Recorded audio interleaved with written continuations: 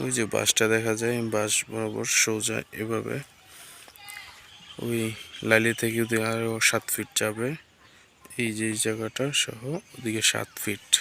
হরচতপুর union, হরচতপুর মৌজা, নির্বাচন নিষ্কণ্টক 7% জমি বিক্রি করা হবে। ওই যে ওটা হচ্ছে আপনার রোড, ওই রোড থেকে শাখা রোড আসছে। এই যে এটা হচ্ছে আপনার শাখা রোডের